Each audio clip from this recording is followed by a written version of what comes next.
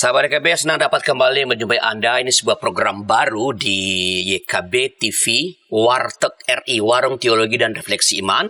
Saya Pendeta Arliano sebagai pembantu percakapan kita. Ini adalah program yang membicarakan isu-isu yang ada dalam gereja atau perkembangan pemikiran teologi atau dokumen-dokumen gereja untuk menolong kita bersama dapat menempatkan iman kita dengan tepat, merespons isu masalah-masalah dalam perspektif iman Kristiani.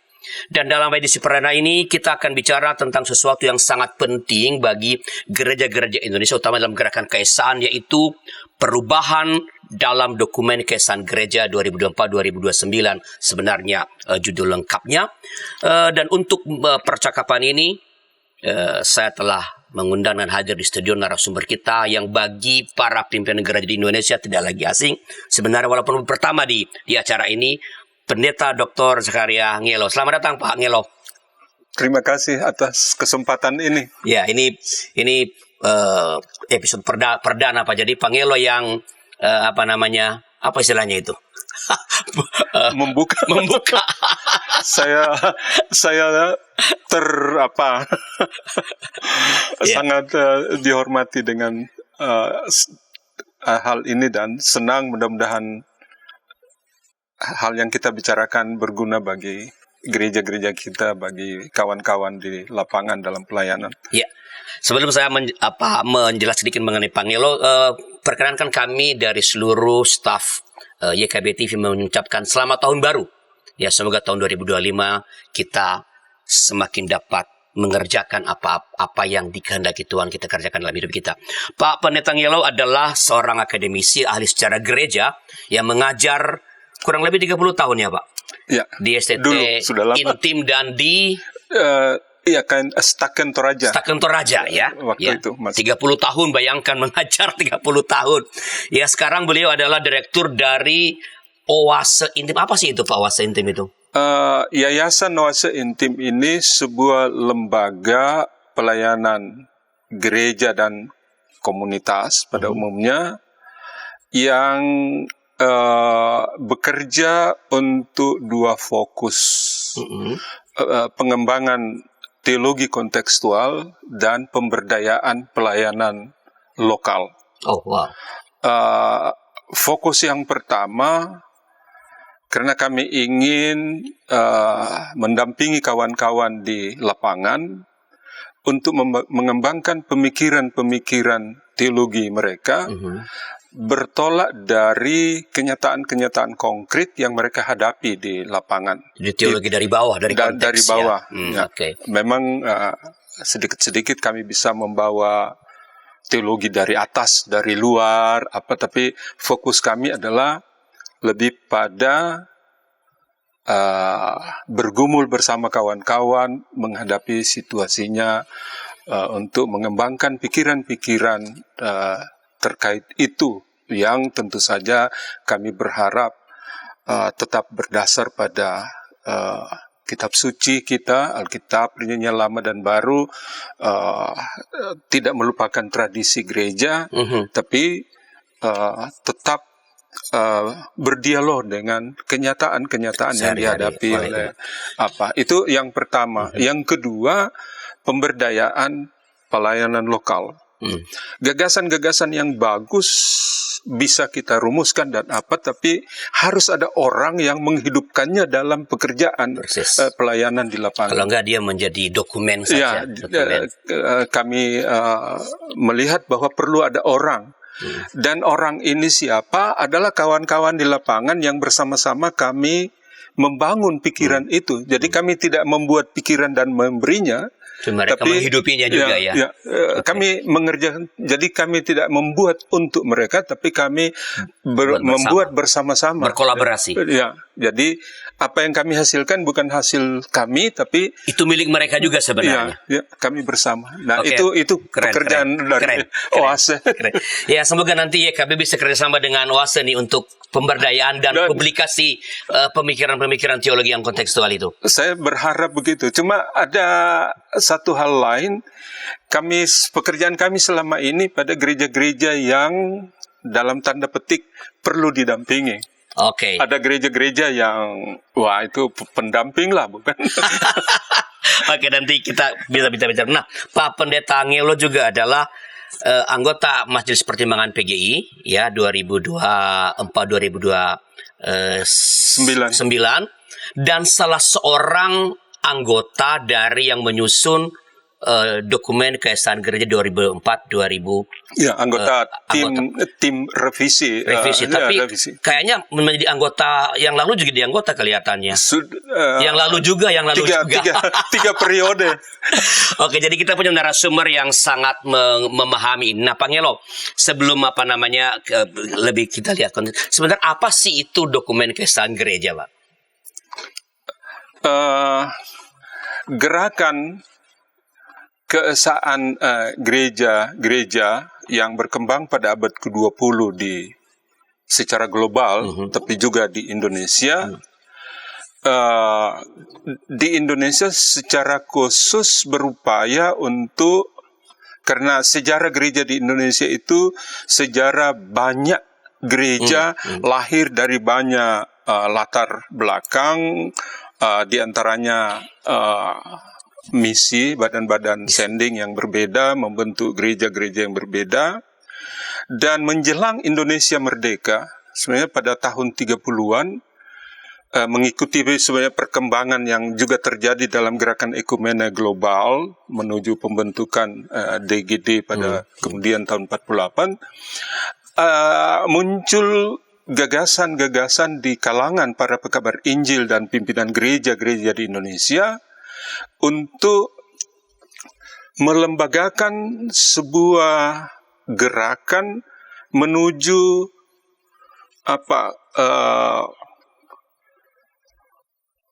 di mana kerjasama antara badan-badan sending dan gereja-gereja bisa dikembangkan bersama. Tapi proses itu malah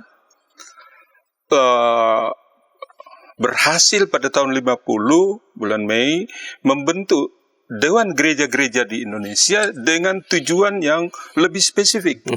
Membentuk, kata itu dipakai, membentuk gereja yang esa di Indonesia. Sebenarnya jadi di belakang pikiran para pimpinan sending dan gereja-gereja pada waktu itu ingin membuat, khusus dalam gereja Protestan, hanya ada satu gereja di Indonesia. Dalam Indonesia yang bersatu dan merdeka adalah satu gereja Protestan. Apakah di belakang ini dipengaruhi realitas Indisekerek pada zaman lalu? Entah, saya tidak menemukan garis itu. Tapi gerakan itu kemudian berusaha, karena idenya untuk mempersatukan gereja-gereja, gagasannya adalah gagasan struktural. Jadi keesaan struktural. Keesaan struktural. Okay. Jadi tahun 50-an sampai 60-an para pimpinan dari gereja-gereja di Indonesia yang terlibat dalam gerakan ini berusaha menyusun penyeragaman tata gereja, jadi satu dasar tata gereja. Entah apakah maunya nanti semuanya episkopal atau presbiterial atau gimana, lalu liturgi yang sama dan pemahaman iman yang sama. Untuk konsep-konsepnya sudah hampir jadi ya. Sisa mau disepakati dalam disebut sidang lengkap DGI pada tahun 1967 di Makassar. Tapi itu kemudian ditinggalkan karena suatu kesadaran bahwa penyeragaman seperti ini tidak cocok dengan hakikat gereja. Yang sebenarnya karena gereja itu menurut studi-studi Perjanjian Baru pada waktu itu adalah kepelbagaian, berbeda di satu tubuh tetapi pelbagai anggota dan seterusnya. Nah, jadi sejak itu memasuki tahun 70-an sampai awal 80-an dicari format baru yang bukan keseragaman dalam struktur dan semua itu tadi secara organisasi, dan ditemukan bahwa keesaan gereja yang sebenarnya ada dalam pelaksanaan panggilan gereja. Jadi kalau begitu, dokumen yang diperlukan adalah suatu dokumen yang menekankan panggilan itu. Jadi bergeser ya, dari struktur menjadi panggilan bersama. Jadi gereja bisa beda-beda, tapi panggilannya sama. Untuk Indonesia, panggilan diutus ke dalam dunia atau apa. Dan di sini memang belokan yang tajam, kalau saya boleh istilahkan begitu, dari pikiran-pikiran mengenai keselamatan masuk surga, menjadi menghadirkan keselamatan di bumi, menghadirkan tanda-tanda kerajaan Allah di dalam dunia, seperti itu. Jadi pergeserannya, dan DGI, pimpinan DGI pada waktu itu berhasil merumuskan dasar-dasar itu dalam beberapa dokumen yang dibawa ke sidang raya, sidang lengkap DGI sebenarnya, kemudian kita sebut sidang raya yang ke-10 DGI di Ambon tahun 84. Dibawa di sana 5 dokumen. Dan 5 dokumen itu dipegang bersama sebagai acuan untuk gerakan keesaan di Indonesia. Intinya adalah tadi, gerakan itu adalah keesaan itu diwujudkan dalam panggilan bersama sebagai gereja, di dalam gereja maupun di tengah masyarakat Indonesia. Jadi tidak tepat kalau ada yang mengatakan misalnya bahwa sebenarnya lahirnya dokumen keesaan gereja dan peralihan tadi itu dari struktur ke panggilan bersama itu karena sebenarnya para pimpinan gereja pada waktu itu frustrasi karena kesatuan struktural itu ternyata tidak bisa diwujudkan. Kalau saya membaca notulen-notulen dari proses sesudah Makassar masuk ke Siantar tahun 71, lalu Salatiga, lalu Tomohon 80, dan sampai Ambon, dokumen-dokumen itu tidak memperlihatkan frustrasi. Justru kegembiraan bahwa mereka semacam menemukan hakikat dari menjadi gereja. Entahlah, tapi konteks Indonesia pada waktu itu kan konteks Orde Baru. Betul. Konteks pembangunan nasional. Konteks di mana kehidupan ekonomi, kecuali politik, ekonomi dan lain-lain diarahkan, gereja juga terlibat dalam pembangunan nasional, dan seterusnya.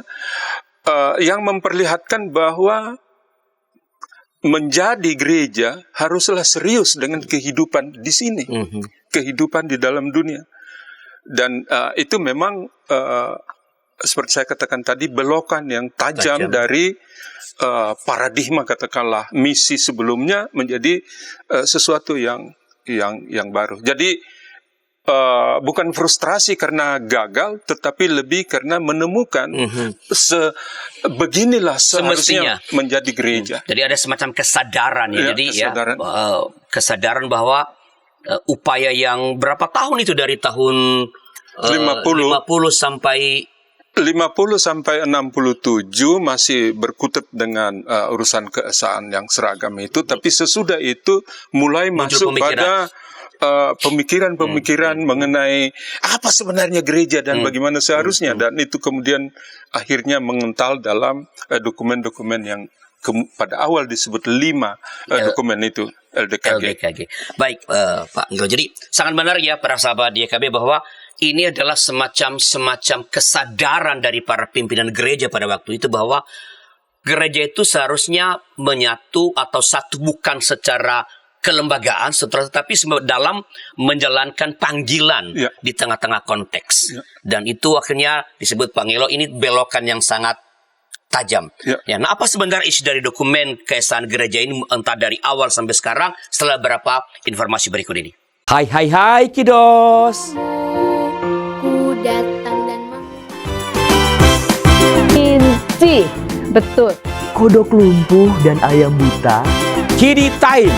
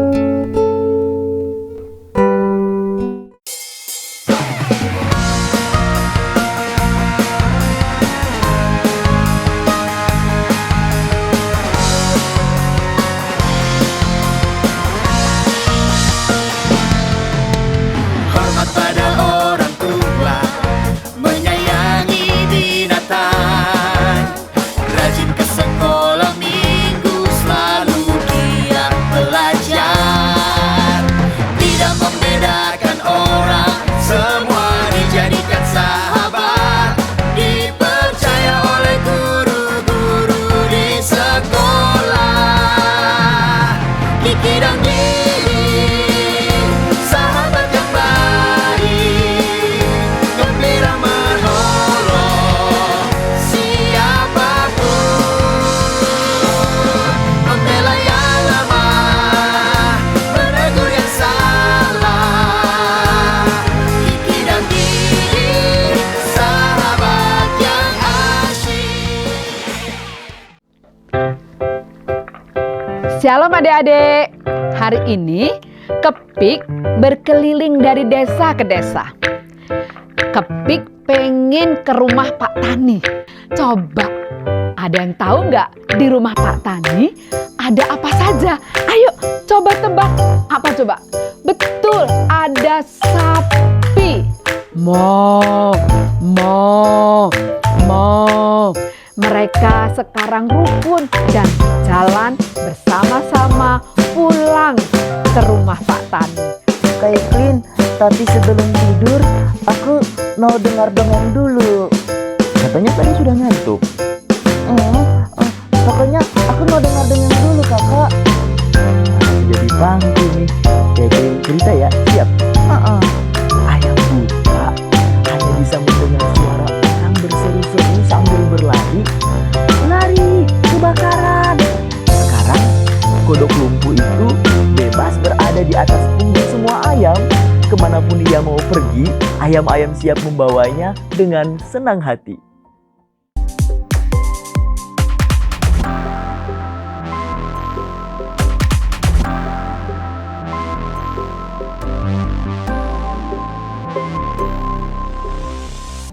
Sahabat, masih dalam acara Warteg RI, Warung Teologi dan Refleksi Iman di channel YKB TV bersama saya Arlianus. Bagaimana percakapan kita, narasumber kita Bapak Pendeta Dr. Zakaria Ngilo. Kita bicara tentang perubahan yang ada dalam DKG 2024-2025. Tadi dalam segmen pertama kita bisa panggil telah menceritakan tentang apa yang melatar belakangi dokumen ini lahir. Ya, ini sangat, ya ini penting terutama bagi generasi muda gereja nih yang mungkin tidak pernah membaca lagi dokumen-dokumen itu, ya, bahwa ini adalah sebuah kesadaran ya dari para pemimpin gereja kita untuk mengatakan keesaan itu bukan struktural, tetapi keesaan dalam melaksanakan panggilan bersama di tengah-tengah Indonesia. Nah, Pak Ngilo, apa sih sebenarnya, apalah isi dokumen, kalau dulu namanya 5 dokumen keesaan gereja, itu apa sih isinya, Pak? Baik, jadi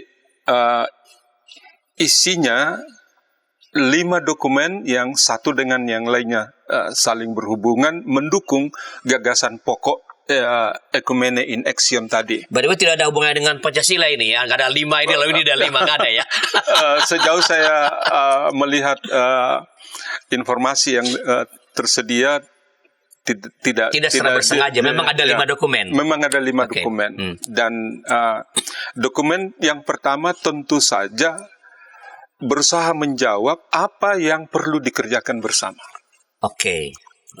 Ya, jadi apa yang perlu dikerjakan bersama itu pada waktu itu disebut pokok tugas dan panggilan bersama, PTPB. Ya.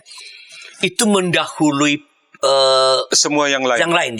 Jadi bertolak dari pokok-pokok apa yang dikerjakan. Kan kita harus bekerja sama untuk mewujudkan panggilan bersama ini. Nah, apa itu yang perlu dikerjakan? Nah, menyusun PTPB itu tentu tidak sekedar membuka Alkitab. Ini membaca konteks, membaca kehidupan di dalam gereja maupun di dalam masyarakat. Pokoknya studi yang saya ingin sebut serius mengenai konteks Indonesia. Jadi proses teologi sosial berjalan di situ ya, Pak? Analisa konteks.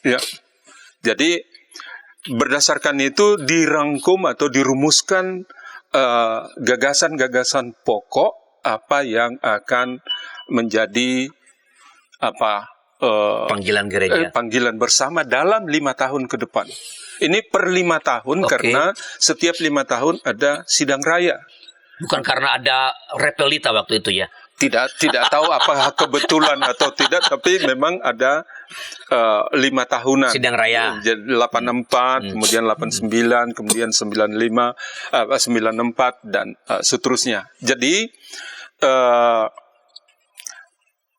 itu isi dokumen pertama, pokok-pokok tugas dan panggilan bersama PTPB. Nah, pokok-pokok ini perlu didasarkan pada dalam iman sebagai gereja. Oke. Karena itu mereka bersepakat bahwa perlu ada pemahaman bersama iman Kristen. PBIK. Okay. Maka disusunlah PBIK dalam bab-bab ajaran, ya. Jadi ajaran mengenai Allah, mengenai alam, mengenai manusia, Alkitab. Gereja, keselamatan, sampai ekornya Alkitab gitu. Dan tiap-tiap bab itu diberi pasal atau ayat-ayat yang menguraikan isi dari pokok ajaran itu. Nah, pokok-pokok itu begitu umum sehingga tidak perlu menjadi perbantahan antara gereja A dan berbeda-beda gereja B. itu. Iya, jadi memang dibuat seperti itu. Yang penting bahwa iman kita sama. Dan intinya adalah iman pada Allah yang Esa dan berpusat pada keselamatan dalam Kristus. Jadi keesaan Allah dan Kristologi itu yang menjadi tema dasar dari pemahaman bersama iman Kristen.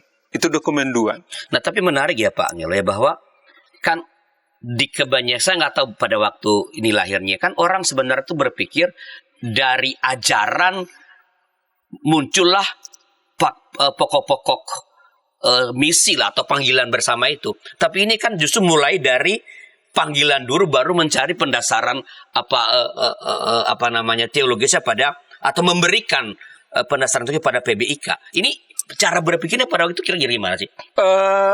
Sebenarnya tidak juga, karena sejauh saya mengerti, bisa ada pemahaman yang berbeda.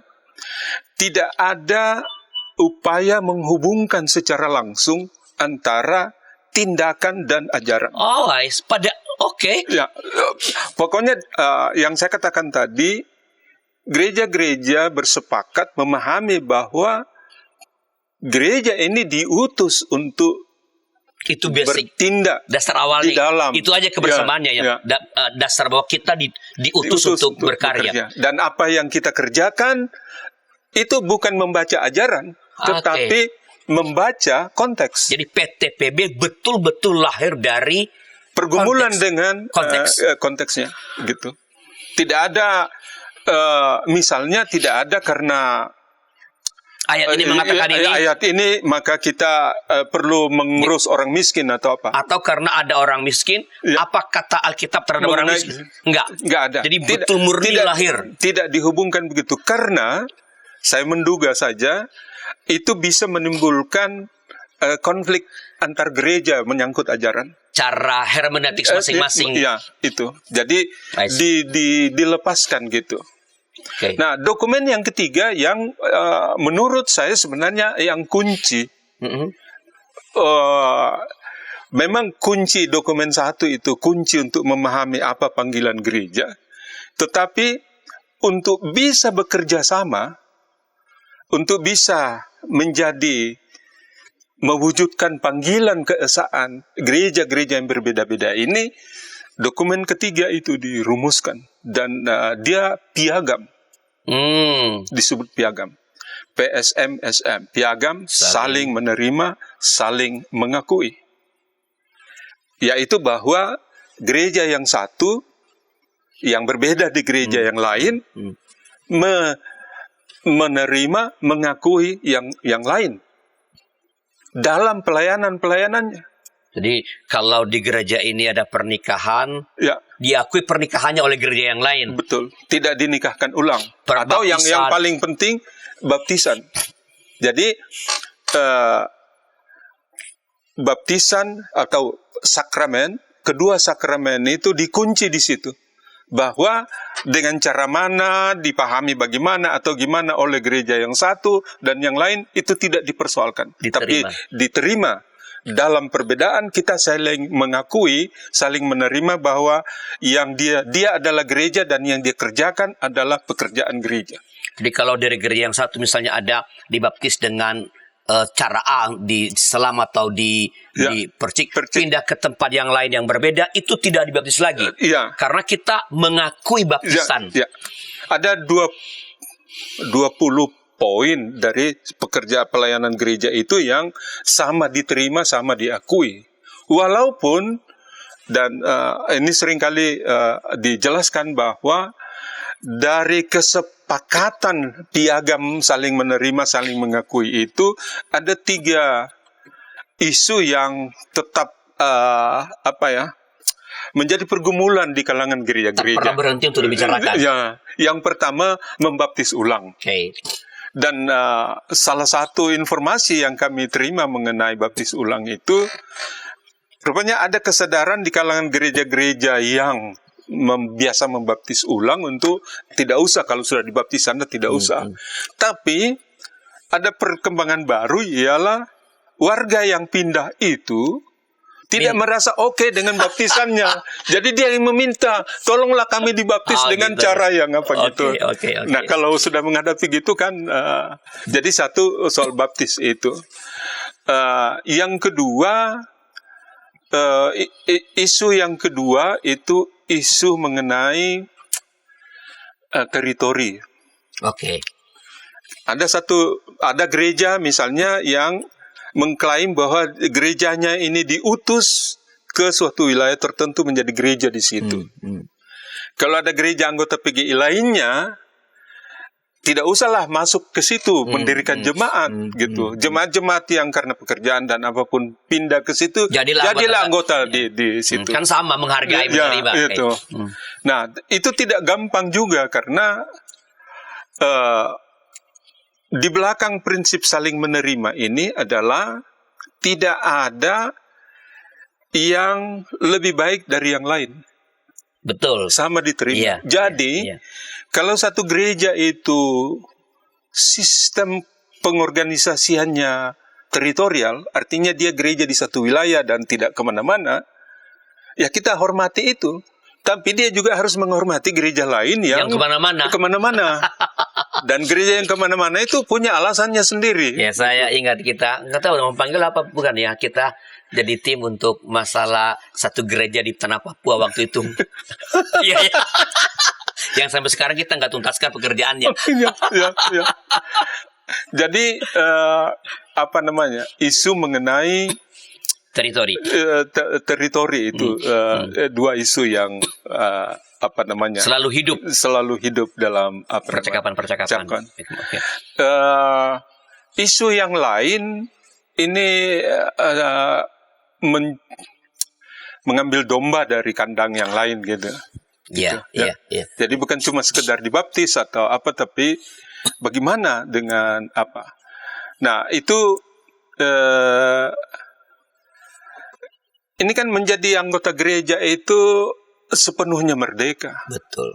Orang tidak dilarang masuk di gereja A, juga tidak dilarang keluar dari gereja A. Betul. Tidak ada aturan yang apa. Jadi kebebasan dia gitu. Jadi apa yang mau dikatakan mengenai hal itu ialah ya percakapan pastoral antara gembala dan umat dan antara para gembala yang berbeda gitu untuk saling Jadi kembali ke pokoknya, PSMSM itu piagam saling menerima mengakui itu memang sering dikatakan bahwa dia merumuskan saja lagi hal-hal yang sudah mulai dan terus dikerjakan di antara gereja-gereja.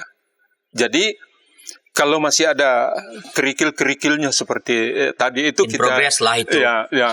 Tapi yang paling penting dan saya kira baik untuk mengakui bahwa ada progres yang nyata dalam persekutuan gereja-gereja di Indonesia mengenai saling menerima dalam perbedaan ini. Karena makin saya Saya ingat tahun 70-an itu gereja Toraja masih menolak gitar dalam gereja karena itu tradisi Gereja lain. gereja lain yang tidak seasal atau Ya, apapun gitu. Tapi kemudian kalau sekarang tidak ada gitar malah bingung mana ini anak-anak kita. Jadi ada keterbukaan sudah ada perkembangan yang signifikan walaupun belum sepenuh-penuhnya seperti yang dirumuskan ya. Ya. Tapi it's okay ya. Ya, jadi ada Sudah on the track lah. Ya, jadi saling mengakui dan saling menerima. Oke. Yang keempat, bagaimanapun ini kan diorganisir ini gerakan keesaan dalam Dewan Gereja. Nah, tahun 84 itu tata dasar yang baru mengganti namanya menjadi Persekutuan Gereja-Gereja di Indonesia, PGI, dengan pemahaman bahwa Dewan itu lebih organisasi duniawi. Kira-kira gampangnya begitu ya. Sementara Persekutuan itu bernuansa lebih rohani, lebih alkitabiah atau Kristiani atau apa gerejawi lah gitu. Jadi itu ada di TDTRT ya. Di tata dasar, ya. Tata dasar. Ya. Itu dokumen keempat. Dokumen keempat. Oke. Nah, dokumen yang kelima itu disebut MKTD 2 atau MKTDD. Iya. Menuju Kemandirian Teologi Daya dan Dana. Iya. Nah, disadari pada waktu itu bahwa kelemahan-kelemahan pokok dalam gereja-gereja kita di Indonesia adalah teologinya belum dibangun, masih nyontek-nyontek teologi dari induknya atau dari mana. Ya, yang berikutnya sumber daya belum terlalu kuat. Saya masih salah satu gereja yang tadi kita sebutkan sampai tahun 70-an itu belum ada pengkaderan pendeta-pendetanya pada baik jumlah maupun mutunya gitu. Asal ada saja, seadanya. Bahkan ada gereja di Sulawesi yang saya tahu dalam sekian puluh tahun sejak dia berdiri sendiri dia hanya punya 5 atau 6 pendeta tua yang mengurus, sehingga para pendeta ini karena mengurus satu wilayah atau apa ya boleh dikata dia sepanjang itu berkeliling saja. Jadi bisa ketemu satu jemaat itu bisa 3 bulan gitu. Ya, untung kalau 3 bulan, tapi kan banyak sekali dan dia harus pergi orang kawin lah, orang CD, orang apa, semua. Jadi turne itu menjadi. Jadi itu CD nikah itu disatukan pada waktu tertentu. Ya. Saya tahu itu karena kami masih mengalami di kampung saya ada seperti itu. Kalau pendeta mau datang, tiba-tiba banyak sekali orang mau kawin, mau diberkati nikahnya. Semua orang siap, potong babi lah atau apa gitu. Jadi ada 5 dokumen PTPB, PBIK, PSMSM, TDT Tata dasar dan kemudian menuju Kemandirian Teologi Daya dan Dana. Yang terakhir ini dimaksudkan supaya ada gerakan dalam gereja-gereja, antar gereja untuk mengembangkan tadi itu teologi, sumber daya, terutama sumber daya pelayan, tapi lebih luas dari itu, dan sumber dana. Oke. Jangan lupa bahwa konteks dari ini adalah kebanyakan gereja-gereja lama hidup di bawah asuhan sending dengan seluruh teologinya, sumber daya dan sumber dananya gitu. Nah, apakah dampak dokumen ini pada gerakan keesaan gereja dan apa perubahan signifikan yang ada dalam DKG 2024-2029 setelah beberapa informasi berikut ini? Hai kiddos. Ku datang dan Inci, betul. Kodok lumpuh dan ayam buta. Kiddy time.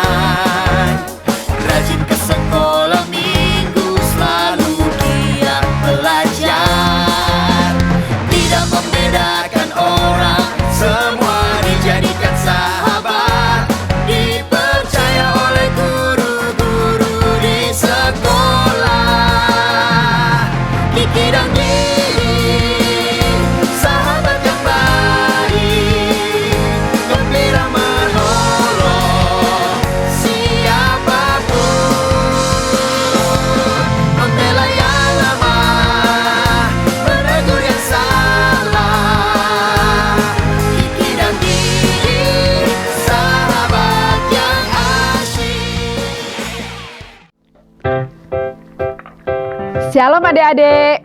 Hari ini Kepik berkeliling dari desa ke desa. Kepik pengen ke rumah Pak Tani. Coba, ada yang tahu nggak di rumah Pak Tani ada apa saja? Ayo coba tebak. Apa coba? Betul, ada sapi. Mo. Mereka sekarang rukun dan jalan bersama-sama pulang ke rumah Pak Tani. Kak Evelyn, tapi sebelum tidur aku mau dengar dongeng dulu. Katanya tadi sudah ngantuk. Pokoknya aku mau dengar dongeng dulu kakak. Jadi pangku nih. Jadi cerita ya, siap? Ayam buta hanya bisa mendengar suara orang berseru-seru sambil berlari. Lari, kebakaran. Sekarang kodok lumpuh itu bebas berada di atas punggung semua ayam. Kemanapun dia mau pergi, ayam-ayam siap membawanya dengan senang hati.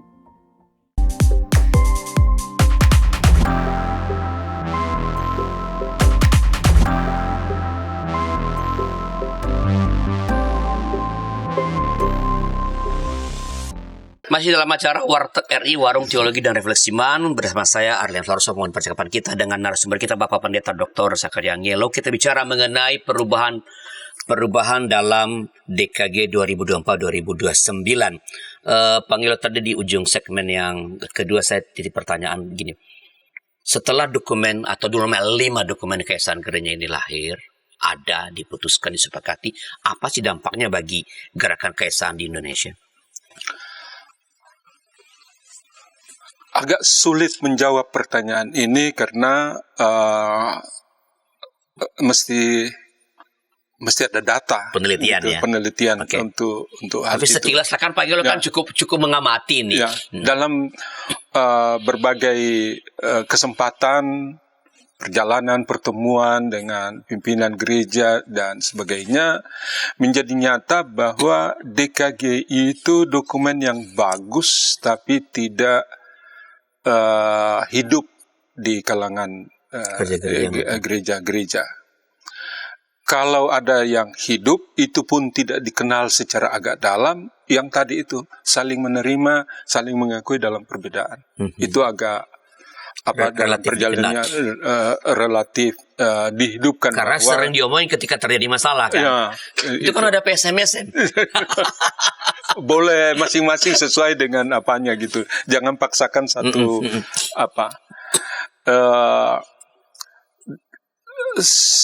para pimpinan gereja di sana sini mengakui bahwa jangankan warganya atau para pendetanya, mereka sendiri juga tidak begitu tahu karena sesudah menerima dokumennya taruh di kantor sinode tidak ada upaya untuk sosialisasi membaca mendalami bersama atau dokumen ini gitu. Jadi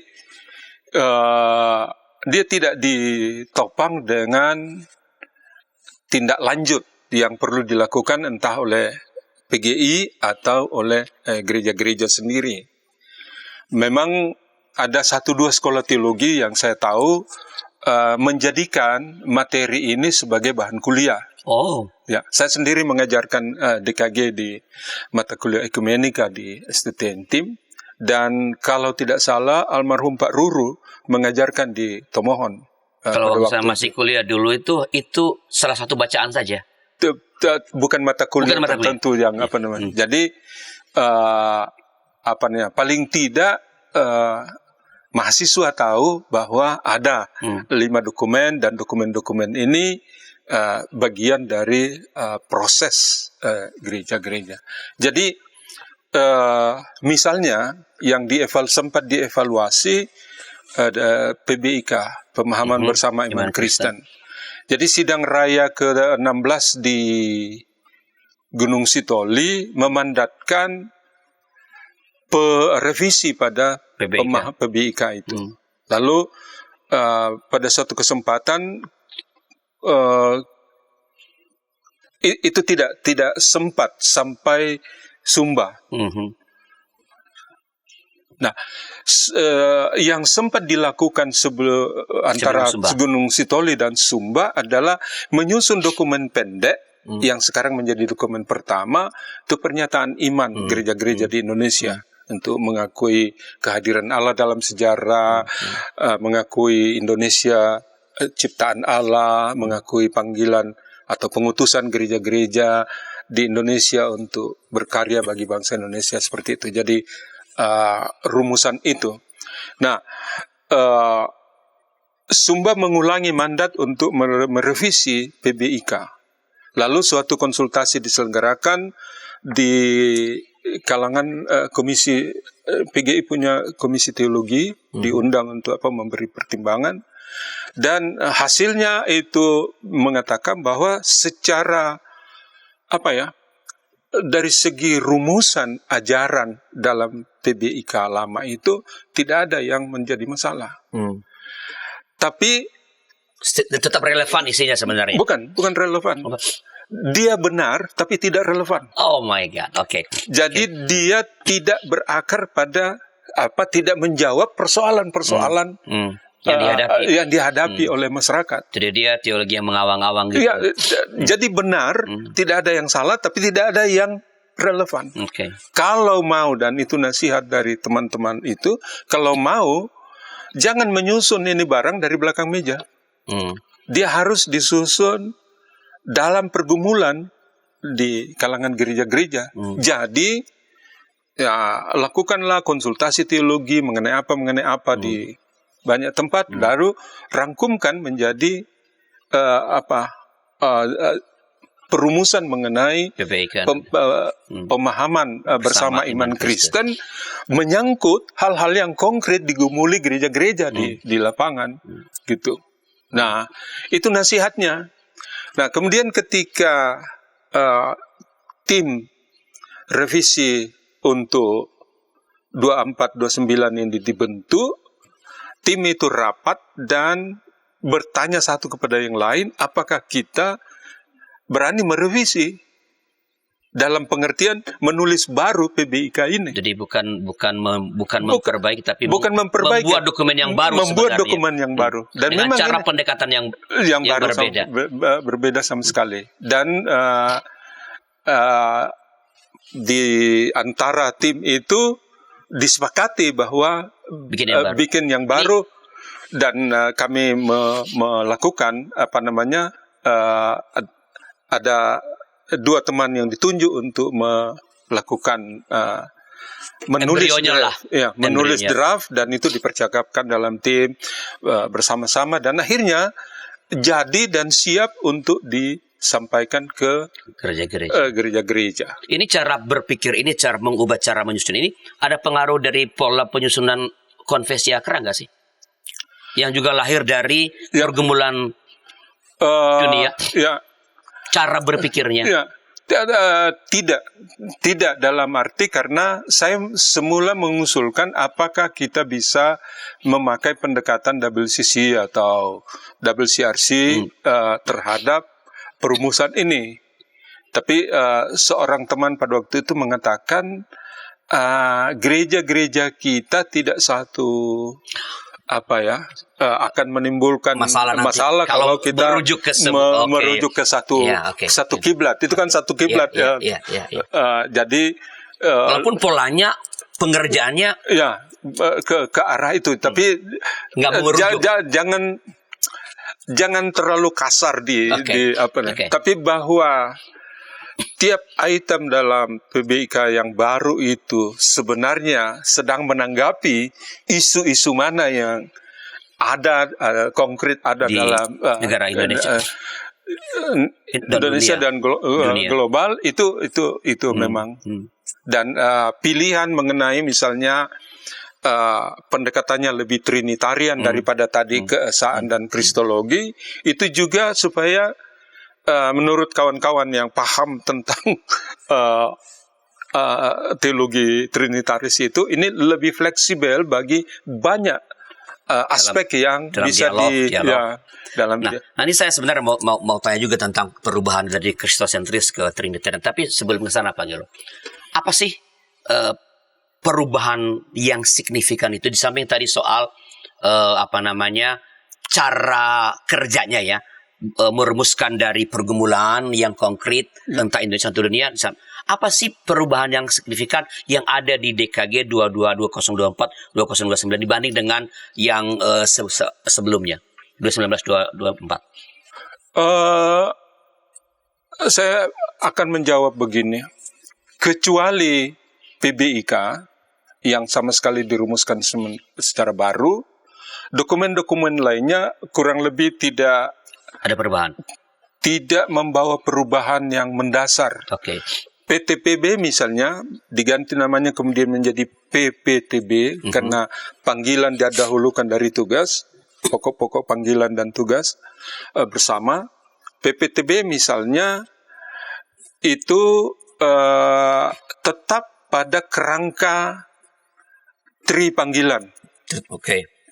Jadi panggilan gereja adalah koinonia, marturia, diakonia, dan ini yang dijabarkan dalam konteks Indonesia. Cara membaca, cara membahas juga sama, atau sebenarnya pakai term tri tugas panggilan tapi dengan konten yang sebenarnya lebih berubah gitu? Tetap kerangka dasarnya tri panggilan, tetapi kan dimulai perumusan itu dengan apa konteks. Oke, konteks panggilan kita pendekatan apa? Tadi ya. Oke, apa panggilan kita, apa konteks dari tugas kita. Dan itu yang berubah. Karena berubah di lapangan, maka berubah perumusan, katakanlah. Jadi koinonia di tengah-tengah konteks kita, di tengah-tengah konteks kita, lalu martu di tengah-tengah konteks kita. Oke. Misalnya, yang paling menonjol dalam PPTB baru ini adalah pada krisis itu sudah dimulai di Gunung Sitoli. Ada beberapa krisis, diperkuat di Sumba dengan menyebut 3 krisis yang dihadapi dihadapi gereja dalam masyarakat bangsa kita, bahkan global, yaitu krisis keesaan internal gereja, krisis kebangsaan dalam kehidupan kebangsaan kita dengan korupsi, politik identitas dan macam-macam, tapi juga krisis ekologi secara global yang di Indonesia memang sangat ditunjang oleh perlakuan buruk pemerintah dan pengusaha merusak lingkungan gitu. Nah, itu Sumba. Toraja menambah 2 krisis, belum selesai dengan krisis itu. 3 krisis, ada 2 krisis keluarga pendidikan. Dan krisis pendidikan. Dan sudah dari Sumba ditengarai ada masalah dengan teknologi digital, bahwa barang ini pada satu sisi bermanfaat, tapi di sisi lain kita harus waspada terhadap ancaman entah apa dari perkembangan teknologi digital itu. Nah, itu yang menonjol di dalam dokumen 1 gitu. Dokumen 2 sejak Gunung Sitoli sudah digabung. Jadi dokumen 5 itu digabung dengan dokumen 3. Jadi piagam saling menerima, saling mengakui digabung dengan kemandirian, sehingga saling mengakui, saling menerima dan saling menunjang dalam proses-proses kemandirian itu. Nah, mengenai dokumen tata dasar seperti biasa itu terhubung dengan perubahan-perubahan keorganisasian. Ya, menambah jumlah personalia MPH, personalia BP, mengganti BPP menjadi BP, atau jatah perempuan minimal sekian di dalam dan seterusnya. Itu hal seperti itu. Tapi ada juga hal-hal baru, misalnya kan fenomena gerakan keesaan kita ada PGIW dan ada POUK. Nah, itu semua dicoba diakomodir.